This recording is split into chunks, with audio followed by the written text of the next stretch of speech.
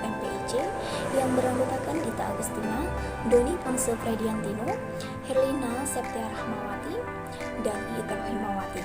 Di sini kami akan mempresentasikan tentang masa pranata yang membahas tentang pengertian masa pranata, perkembangan pada tahap pembuahan, perkembangan pada tahap janin, dan faktor-faktor yang mempengaruhi perkembangan masa pranata. Langsung saja pada penjelasannya. Yang pertama yaitu perkembangan masa pranata. Secara umum, pengertian pranata berasal dari kata pra yang berarti sebelum dan nata yang berarti lahir.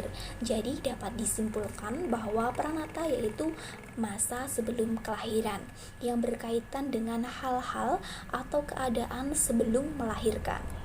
Perkembangan pranata adalah perkembangan awal dari manusia, dimulai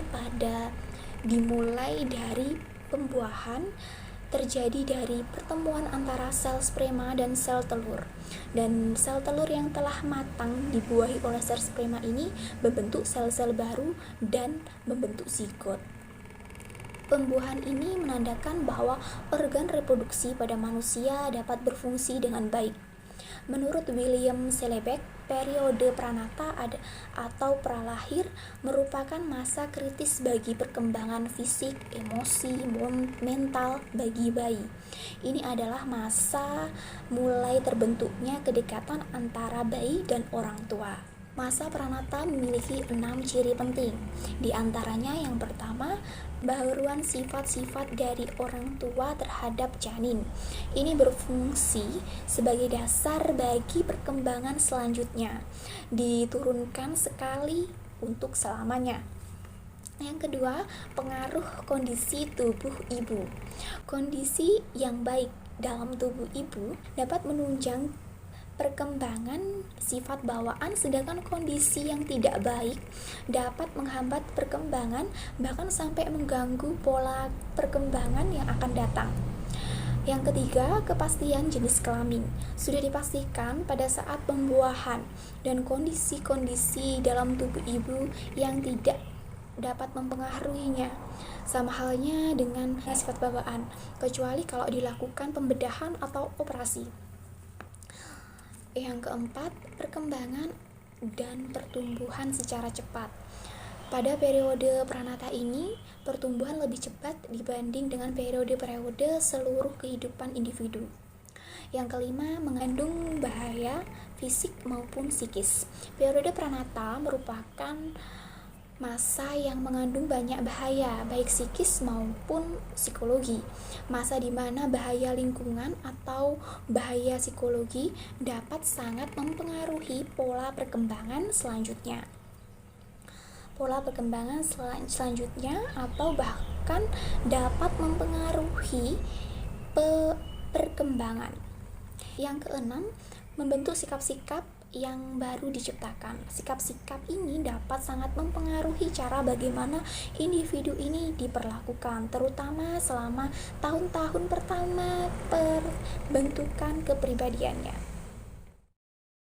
Materi selanjutnya mengenai perkembangan pada tahap pembuahan. Proses pembuahan dimulai ketika sel sperma bertemu dengan sel telur di dalam rahim. Saat mencapai orgasme, pria mengeluarkan cairan yang kaya akan sperma. Cairan ini melesat ke dalam rahim mencari jalan untuk bertemu dengan sel telur. Sperma pertama yang bertemu dengan sel telur akan berusaha menembus cangkang sel telur agar terjadi pembuahan. Pembuahan harus terjadi dalam waktu 24 jam setelah sel telur dihasilkan. Salah satu sperma yang berhasil menembus sel telur, maka sel telur akan berubah bentuk dan membentuk lapisan sehingga sperma lain tidak bisa menembus masuk. Sel telur yang dibuahi oleh sel sperma tersebutlah yang dapat dikatakan sebagai zigot. Bentuk zigot sebesar kepala peniti tidak berubah karena tidak mempunyai sumber makanan dari luar. Setelah sudah menjadi zigot akan berjalan dari tuba Fallopi turun ke uterus. Terjadi banyak pembelahan dan zigot terbagi menjadi lapisan luar dan lapisan dalam. Lapisan luar kemudian berkembang menjadi plasenta atau ari-ari, tali pusar, dan selaput pembungkus janin. Lapisan dalam akan berubah menjadi embrio yang merupakan cikal bakal dari janin.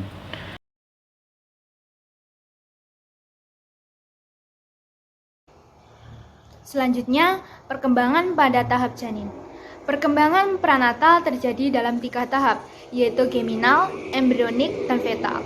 Selama tahapan prenatal ini, zigot yang awalnya hanya 1 sel kemudian tumbuh menjadi embrio yang kemudian menjadi janin. Yang pertama, tahapan geminal. Tahapan geminal terjadi sejak pembuahan sampai 2 minggu. Masa ini akan melakukan diferensiasi menjadi 3 lapisan. Yang pertama, lapisan ectoderma, lapisan paling atas.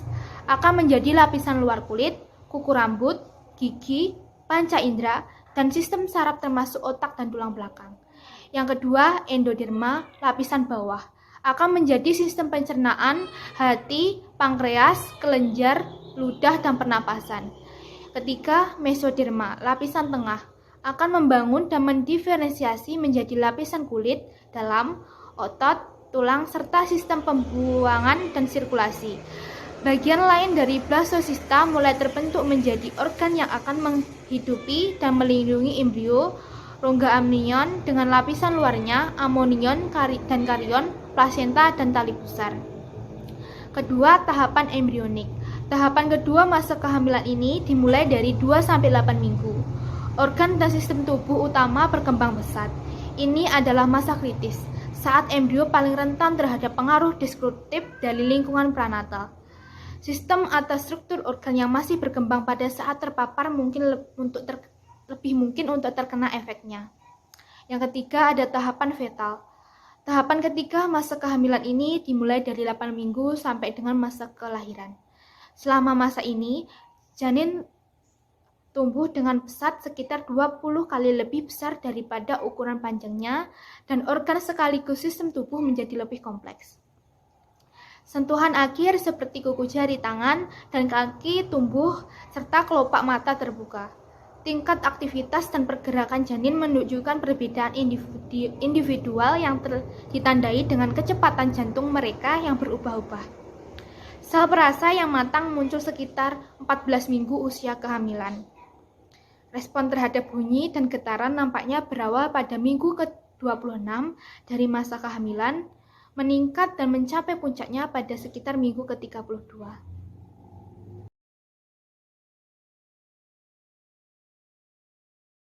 Selanjutnya yaitu faktor-faktor yang mempengaruhi perkembangan prenatal. Periode prenatal merupakan periode yang sangat penting dalam menentukan perkembangan individu pada periode-periode berikutnya. Menurut Harlock, ada beberapa kondisi yang mempengaruhi perkembangan prenatal, yaitu yang pertama gizi ibu. Janin mendapatkan makanan dari aliran darah ibu yang berasal dari plasenta. Untuk mendapatkan makanan yang sehat bagi janin agar dapat berkembang dengan baik, maka ibu harus mengonsumsi makanan yang cukup protein, lemak, dan karbohidrat.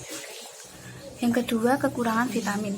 Kekurangan vitamin, terutama vitamin C, B6, B12, D, E, dan K, atau zat besi akan mengganggu pola normal perkembangan bayi. Yang ketiga, kesehatan ibu.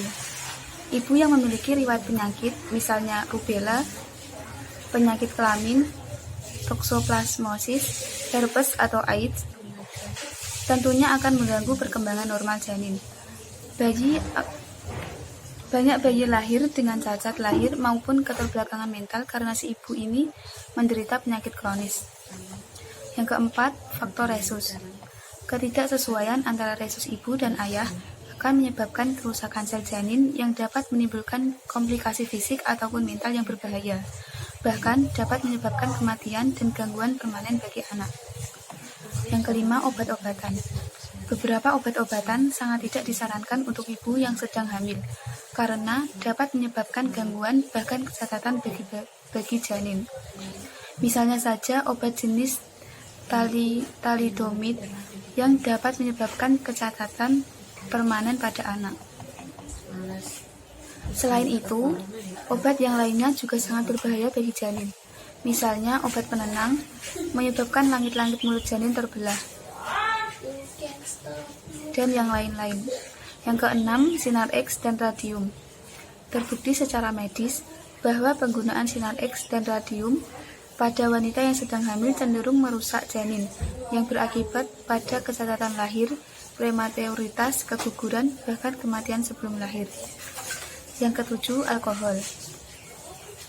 Fetal alcohol syndrome merupakan keabnormalan yang tampak pada anak dari ibu yang meminum banyak alkohol selama kehamilan.